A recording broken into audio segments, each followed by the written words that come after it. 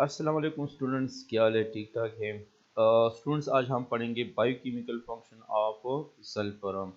Sulphur की biochemical function की तरफ आते हैं कि सल्फर की हमारी बॉडी में जो कि है क्या क्या फंक्शन हो सकते हैं। तो आते हैं फर्स्ट नंबर स्लाइड की तरफ। Sulphur is an essential element and as a component of several biologically important compounds। Sulphur बहुत ज़्यादा इम्पॉर्टेंट और हमारे बॉडी के लिए बहुत ज़्यादा एसेंशियल एलिमेंट है।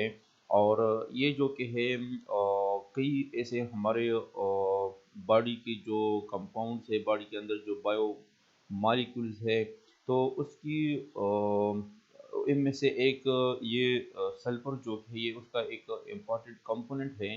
ठीक है, ताकि वो अपना काम कर सके, जिसमें हमारे साथ कई ज़्यादा प्रोटीन्स है जिसमें सल्फर मौजूद होते हैं, एंजाइम्स होते हैं जिसमें सल्फर होते हैं। ठीक है ना।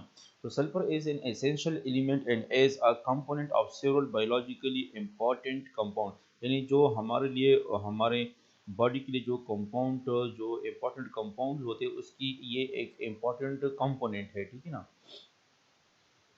यानी सेवरल बायोलॉजिकली इम्पॉर्टेंट कंपाउंड जो है उसके लिए जो कि है ये सल्फर जो कि है इसका एक इम्पॉर्टेंट कंपोनेंट है। सल्फर इसका एक इम्पॉर्टेंट कंपोनेंट है। Proteins contains about 1% sulphur by wait, यानी जो प्रोटीन है ये बाय वेट 1% ये सल्फर पर मुश्तमिल होते हैं।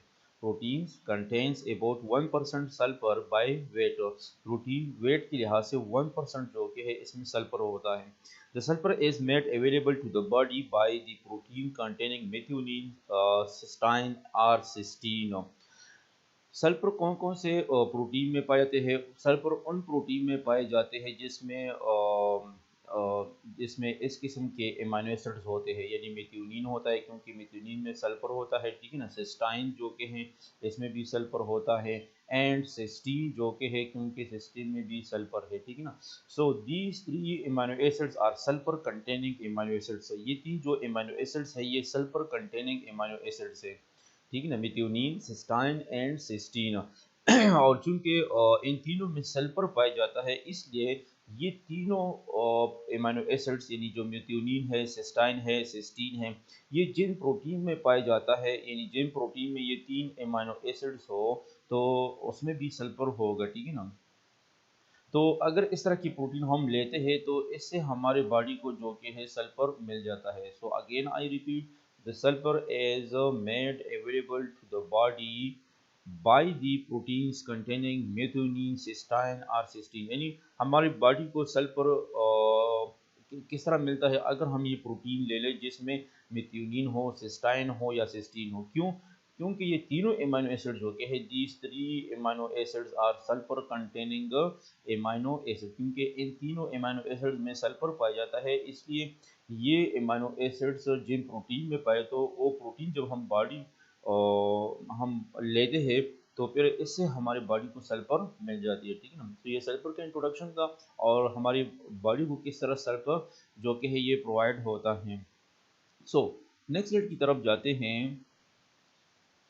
Sulphur is also available from इस कंटेनिंग बी कॉम्प्लेक्स। अच्छा, यहाँ पर एक बात मैं आपको बताता हूँ, ये जो सिस्टाइन है और सिस्टीन है, सिस्टाइन और सिस्टीन ये दोनों जो के हैं, सिस्टाइन जो के है ये सिस्टीन का जो के आइसोमर्स है, इसको कहते हैं डाइमर, यानी इसकी ये ऑक्सीडाइज डाइमर है। ठीक है ना, सिस्टीन का, यानी ये दोनों आइसोमर्स होते हैं। सो नेक्स्ट स्लाइड की तरफ जाते हैं। Sulphur is also available from इस कंटेनिंग बी कॉम्प्लेक्स वाइटामिन्स, यानी सल्फर के बारे में बात हो रही है कि सल्फर हमें किस तरह अवेलेबल होगा। तो एक तो हमने कहा कि उन प्रोटीन में सल्फर पाया जाता है जिसमें मेथियोनिन हो, सिस्टाइन हो, सिस्टीन हो। ठीक है ना, क्योंकि इन एमिनो एसिड्स में सल्फर होता है तो जाहिर बात है अगर हम इस तरह की प्रोटीन लेते हैं तो इससे हमारे बॉडी को जो कि है सल्फर मिल जाता है।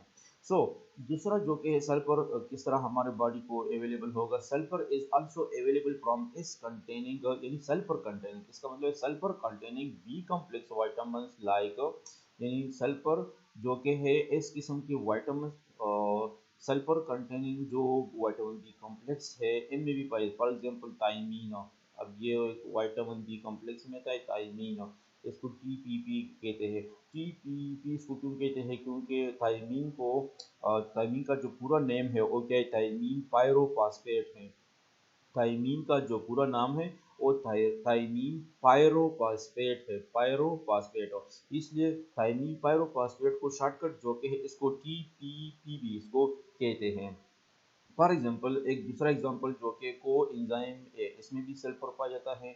एंड लाइपोइक एसिड इसमें भी जो कि है सल्फर पाया जाता है। एंड बायोटेन जो कि है इसमें भी सल्फर पाया जाता है। तो जाहिर बात है अगर हम ये चीज़ें लेते हैं फूड में, थायमीन पायरोफॉस्फेट हो गया जो विटामिन बी कम्प्लेक्स है, को एंजाइम ए हो गया, लाइपोइक एसिड हो गया या बायोटेन हो गया, अगर हम ये चीज़ें लेते हैं इस किस्म की चीज़ें जो कि हैं विटामिन बी कॉम्प्लेक्सेस जो कि हैं हम खुराक में लेते हैं, तो इससे हमारी बॉडी को जो कि सल्फर मिल जाता है। और इसकी वजह क्या है? इसकी भी यही वजह है क्योंकि इन चीज़ों में जो कि है सल्फर मौजूद है। थायमीन में भी सल्फर है, कोएंजाइम ए में भी सल्फर है, लिपोइक एसिड हो गया, बायोटिन हो गया, इन सारी चीज़ों में सल्फर पाया जाता है। तो इसलिए इनको लेने से हमारे बॉडी को सल्फर प्रोवाइड होता है।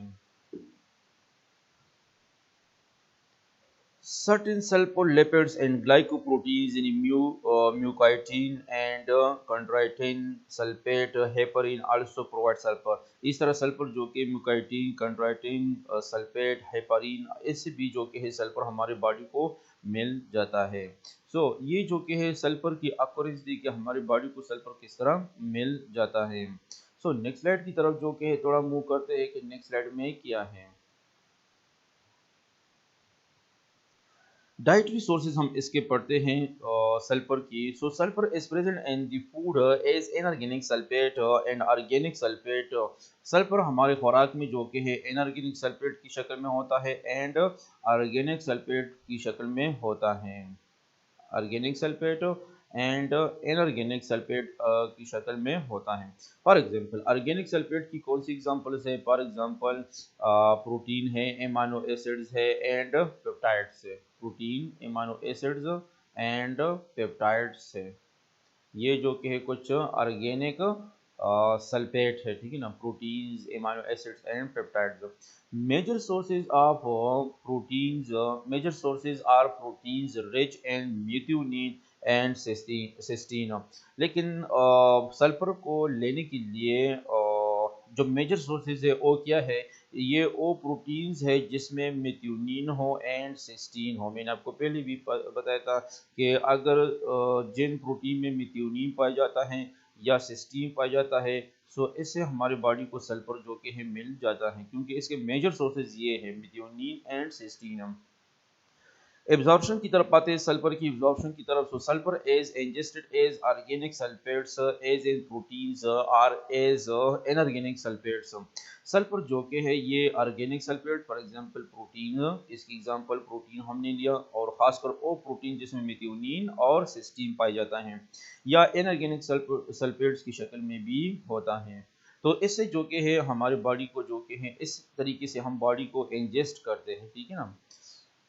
Inorganic sulphate is absorbed as such from the intestine. और इनऑर्गेनिक जो सल्फेट है ये इसकी एब्जॉर्प्शन जो कि कहाँ से होती है? तो इसकी एब्जॉर्प्शन इंटेस्टाइन से होती है। While sulphur containing amino acids are absorbed by active transport.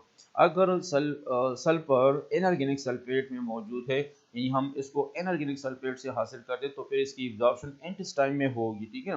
लेकिन अगर कोई ऑर्गेनिक सल्फर है, यानी इसको हम एमाइनो एसिड, प्रोटीन वगैरह से हासिल करते हैं, तो फिर इसकी एब्जॉर्प्शन जो कि है इसके लिए एक्टिव ट्रांसपोर्ट की जरूरत होती है। एक्टिव ट्रांसपोर्ट के थ्रू। एक्टिव ट्रांसपोर्ट क्या होता है? एक्टिव ट्रांसपोर्ट वो ट्रांसपोर्ट होता है जिसमें मॉलिक्यूल जो कि हम ये एक मेम्ब्रेन से जो कि है क्रॉस हो जाते हैं और हाई कंसंट्रेशन, लो कंसंट्रेशन से हाई कंसंट्रेशन की तरफ मॉलिक्यूल्स की ट्रांसपोर्टेशन होती है across a membrane. Active transport किसे कहते हैं? जिसमें मॉलिक्यूल जो के हैं इसकी मूवमेंट होती है from lower concentration to high concentration through a membrane. एक मेम्ब्रेन के थ्रू मॉलिक्यूल्स की ट्रांसपोर्टेशन लो कंसंट्रेशन से मॉलिक्यूल्स की ट्रांसपोर्टेशन लो कंसंट्रेशन से हाई कंसंट्रेशन की तरफ, इसको कहते हैं एक्टिव ट्रांसपोर्ट। क्योंकि इसमें मॉलिक्यूल जो कि इसकी ट्रांसपोर्टेशन होती है लो कंसंट्रेशन से हाई कंसंट्रेशन की तरफ, इसलिए इसको जो कि है एक तो किसी कैरियर की ज़रूरत होती है, कैरियर मॉलिक्यूल की। प्रोटीन भी हो सकता है, कोई भी मॉलिक्यूल हो सकता है, ताकि इसको कैरी करे, ठीक है ना। और दूसरा, इसको एनर्जी की भी ज़रूरत होती है, ठीक है ना। ये एक्टिव ट्रांसपोर्ट पर थोड़ा सा आप और करें। एक्टिव ट्रांसपोर्ट किसे कहते हैं? जिसमें मॉलिक्यूल्स की ट्रांसपोर्टेशन होती है लो कंसंट्रेशन से हाई कंसंट्रेशन की तरफ एक मेम्ब्रेन के थ्रू, एक मेम्ब्रेन से ये क्रॉस होंगे, ठीक है ना। और इसके लिए दो चीज़ों की ज़रूरत होती है। एक कैरियर की ज़रूरत होती है, ताकि कुछ ऐसे कैरियर मॉलिक्यूल्स हो, प्रोटीन वगैरह हो, ताकि ये इसको कैरी कर सके, ठीक है ना। लो कंसंट्रेशन से हाई कंसंट्रेशन की तरफ मॉलिक्यूल्स को कैरी कर सके। तो एक तो इसको कैरियर की ज़रूरत होती है। और कैरियर क्या हो सकता है? कैरियर प्रोटीन भी हो सकता है, कोई और मॉलिक्यूल भी हो सकते हैं, ठीक है ना। मुख्तलिफ केमिकल सब्सटेंसेस के लिए मुख्तलिफ किस्म के कैरियर्स होते हैं। दूसरा, इसके लिए एनर्जी की ज़रूरत होती है, ताकि एनर्जी के ज़रिए से जो कि है उसको थोड़ा सा एनर्जी मिल जाए, ताकि एक्टिव ट्रांसपोर्टेशन अकर हो जाए। एनर्जी और कैरियर की ज़रूरत होती है। अब आते हैं हम नेक्स्ट स्लाइड की तरफ। ये तो इसकी एब्जॉर्प्शन के बारे में हमने पढ़ा, और कि इसकी एब्जॉर्प्शन किस तरह होती है, ठीक है ना। अब आते हैं हम इसकी नेक्स्ट स्लाइड की तरफ, कि नेक्स्ट स्लाइड में जो कि है क्या है।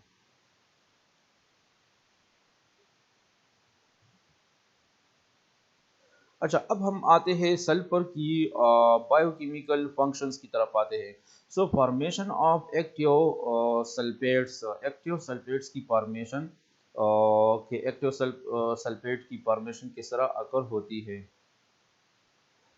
सो 3 फास्फोएडेनोसिन 5 फास्फोरोसल्फेट, इन इसको हम शॉर्टकट PAPS भी इसको कहते हैं, ठीक है ना। 3 फास्फोएडेनोसिन 3 फास्फोरोसल्फेट एज द एक्टिव सल्फेट, यानी ये सल्फर का एक्टिव फॉर्म है, ठीक है ना। ये जो PAPS है, ये सल्फर का जो कि है, ये सल्फर का एक्टिव फॉर्म है, ठीक है ना। सल्फर का ये एक्टिव फॉर्म है, तो इसकी फॉर्मेशन में सल्फर हेल्प देता है, ठीक है ना। तो एक्टिव सल्फेट जो कि है, एक्टिव सल्फेट जिसको कहते हैं 3 फास्फोएडेनोसिन 5 फास्फोरसल्फेट, ये सल्फेट का एक्टिव फॉर्म है, ठीक है ना। And it is utilised for several reactions. और ये जो PAPS है, ये सेवरल रिएक्शंस में इसकी यूटिलाइजेशन होती है, ये वहाँ पर यूज़ होता है। एग्जाम्पल सिंथेसिस आप, फॉर एग्जाम्पल अब यहाँ पर एक एग्जाम्पल मैंने आप लोगों को दिया है, कि फॉर एग्जाम्पल ऐसे कौन से रिएक्शंस हैं, ऐसे कौन से रिएक्शंस है जिसमें PAP जो के हैं ये यूज होते हैं, ठीक है ना। यानी 3 फास्फोएडेनोसिन 5 फास्फोरोसल्फेट इसमें यूटिलाइज होता है। ऐसे कौन से रिएक्शंस है? For example synthesis of glycosaminoglycans, GHB इसको कहते हैं, ग्लाइकोस एमाइनोग्लाइकेन्स की सिंथेसिस में। एंड डिटॉक्सिफिकेशन मैकेनिज्म, या अगर हमारी बॉडी के अंदर डिटॉक्सिफिकेशन मैकेनिज्म हो रहा है, तो इसमें भी ये यूज होता है। इस किस्म की रिएक्शन में भी ये एक्टिव सल्फेट जो शॉर्टकट इसको PAPS कहते हैं, ये वहाँ पर यूटिलाइज होता है। Again, I repeat this sentence: 3 फास्फोएडेनोसिन 5 फास्फोरोसल्फेट in PAPS as the active sulfate, ये एक्टिव सल्फेट है, and it is utilized for several reactions, और ये कई रिएक्शन में यूटिलाइज होता है। For example synthesis of glycosaminoglycans and detoxification mechanisms.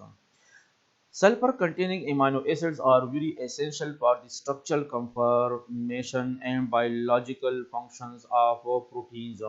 Sulphur containing जो amino acids होते हैं, ये बहुत ज़्यादा एसेंशियल होते हैं फॉर द स्ट्रक्चरल कंफर्मेशन। जो सल्फर कंटेनिंग एमाइनो एसिड्स है, ये बहुत ज़्यादा इंपॉर्टेंट होते हैं एमाइनो एसिड्स की स्ट्रक्चर कंफर्मेशन के लिए, and biological function of protein, और या प्रोटीन की जो फंक्शन होती है। यानी सल्फर जो के हैं, सल्फर कंटेनिंग जो एमाइनो एसिड्स होते हैं, ये प्रोटीन की स्ट्रक्चर, एक स्ट्रक्चर, और दूसरा जो फंक्शन है, इसके लिए बहुत ज़्यादा इंपॉर्टेंट होते हैं। यानी कुछ इस तरह की प्रोटीन्स होते हैं, for example enzymes, hormones, structural protein etcetera. कुछ इस तरह की प्रोटीन्स होते हैं कि उसकी जो स्ट्रक्चर और फंक्शन होती है, it is only due to the presence of sulphur in it. सिर्फ उसमें जो सल्फर की मौजूदगी है उसकी वजह से उसका वो स्ट्रक्चर होता है और उसका वो फंक्शन होता है। ये कुछ खास प्रोटीन्स की जो स्ट्रक्चर और फंक्शन होती है ये सिर्फ और सिर्फ सल्फर की मौजूदगी की वजह से होता है, ठीक है। Again I repeat, sulphur containing amino acids are very essential for the structural conformation and biological functions of proteins. For example इस तरह के कौन से प्रोटीन्स हैं जिसकी स्ट्रक्चर और फंक्शन सिर्फ उस सल्फर की वजह से होती है जो सल्फर उसके अंदर मौजूद होता है। For example enzymes, hormones, structure proteins etcetera, ठीक है। अब हम नेक्स्ट स्लाइड की तरफ मूव करते हैं। The disulfide linkages and sulfhydryl groups are largely responsible for this। और इस किस्म के फंक्शन के लिए या स्ट्रक्चर्स को मेंटेन रखने के लिए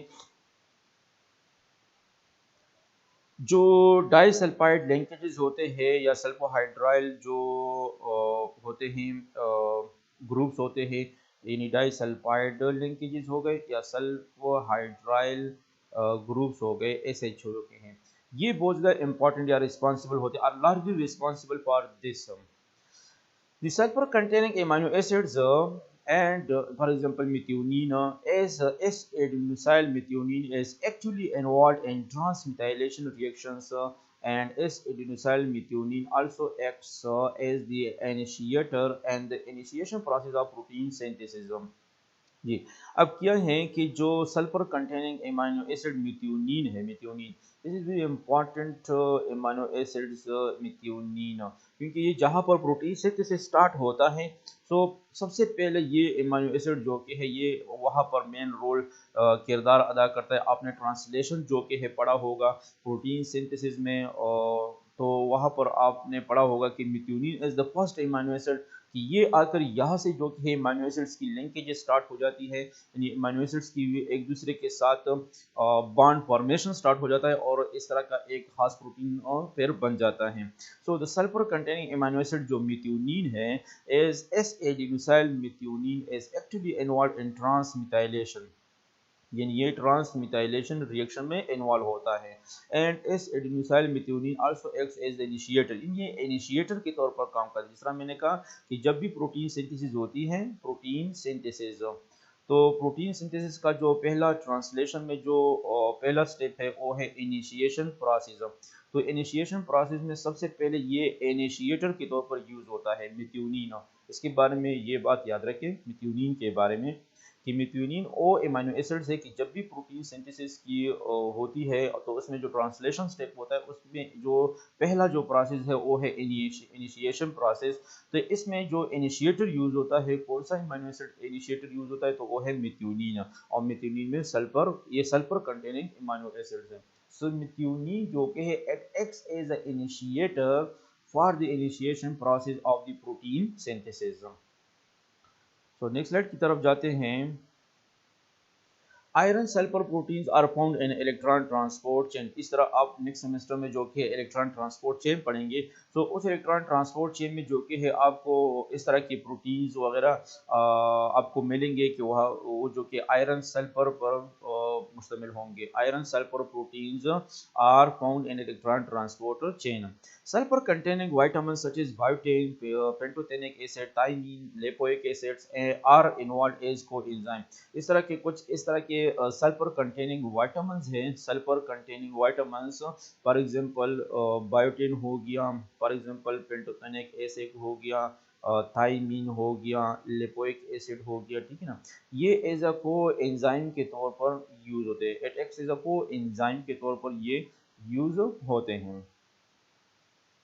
तो एक्सक्रीशन की तरफ आते हैं कि सल्फर किस तरह बॉडी से एक्सक्रीट होता है। Sulphur is excreted by the kidneys and urine and the form of inorganic, organic and ethereal sulphate.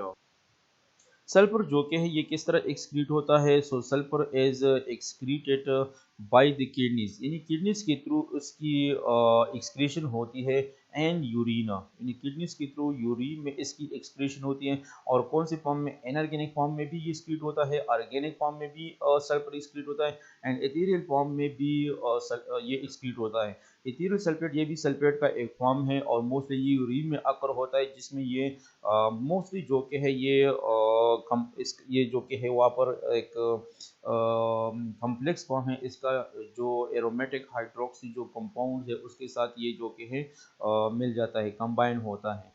So ethereal sulphate ये भी सल्फर का एक फॉर्म है जो यूरिन में पाया जाता है, और ये इसका इंट फॉर्म है, यानी ये यूरिन में फिर एक्सक्रीट हो जाता है। Sulphur is oxidised in the liver to sulphate and excreted.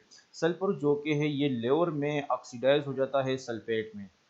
ठीक है, हम बार बार हम बात करते हैं सल्फेट की, सल्फर की हम बात नहीं करते सल्फेट की। तो ये असल में होता क्या है कि सल्फर जब हमारे बॉडी में जाता है तो ये लिवर में जाकर वहाँ पर ये ऑक्सीडाइज हो जाता है सल्फेट में, और फिर ये सल्फेट जो कि है पूरा बॉडी में अपना फंक्शन परफॉर्म करता है, और इसी तरह ये फिर एक्सक्रीट भी हो जाता है। The unoxidized sulfur is in the form of sulfur containing amino acids, for example thiocyanates etcetera. जो अनऑक्सीडाइज्ड सल्फर है ये सल्फर कंटेनिंग अमीनो एसिड्स है, यानी अनऑक्सीडाइज्ड सल्फर कहाँ पर है, कौन से फॉर्म में पाया जाता है। सल्फर तो एक ये बात है कि जब हम सल्फर लेते हैं तो ये लिवर में ऑक्सीडाइज हो जाता है सल्फेट में, और फिर ये एक्सक्रीट हो जाता है। लेकिन जो अनऑक्सीडाइज्ड सल्फर है ये किस फॉर्म में होता है, फॉर एग्जांपल वो अमीनो एसिड जिसमें सल्फर है तो वहाँ पर ये अनऑक्सीडाइज्ड फॉर्म में होता है। फॉर एग्जांपल थायोसाइनेट्स में जो कि है ये अनऑक्सीडाइज्ड फॉर्म में होता है। तो सल्फर जो कि है अनऑक्सीडाइज्ड फॉर्म में कहाँ पर मिलता है, कौन सी केमिकल सब्सटेंसेस मिलता है, जो अमीनो एसिड्स कंटेनिंग जो अमीनो एसिड्स होते हैं, जो सल्फर कंटेनिंग अमीनो एसिड्स होते हैं उसमें ये अनऑक्सीडाइज्ड फॉर्म में होता है, और थायोसाइनेट्स में भी ये अनऑक्सीडाइज्ड फॉर्म में होता है। ये इसकी एक्सक्रीशन इसकी मेनली जो कि है ये यूरिन के थ्रू होता है, किडनी से यूरिन के थ्रू ये एक्सक्रीट हो जाता है इनऑर्गेनिक फॉर्म में, ऑर्गेनिक और इथेरियल सल्फेट की शक्ल में ये एक्सक्रीट हो जाते हैं। तो थैंक यू स्टूडेंट्स, ये